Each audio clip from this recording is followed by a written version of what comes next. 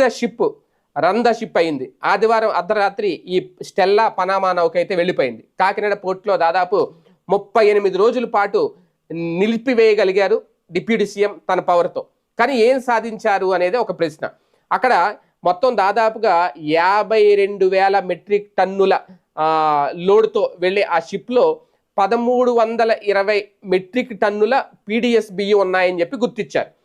అయితే ఆ పీడిఎస్ బియ్యం అక్కడ దాన్ని అక్రమ రవాణా చేస్తున్నారు అని చెప్పి ఆ పీడిఎస్ బియ్యం అక్కడి నుంచి తరలించడం, దాన్ని ఆపడం, షిప్ ఆపడం. ఆ పీడిఎస్ బియ్యం ఖరీదెంత?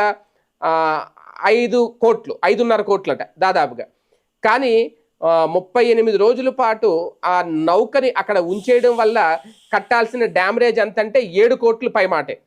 అంటే 5 కోట్ల బియ్యానికి 5 కోట్ల బియ్యం కోసం 7 కోట్ల ఫైన్ కట్టినట్టు అయ్యిందా అనేది. అంటే కొండను తవ్వి ఎలకని పట్టారా అనేది ఇప్పుడు వైసీపీ చేస్తున్న విమర్శ.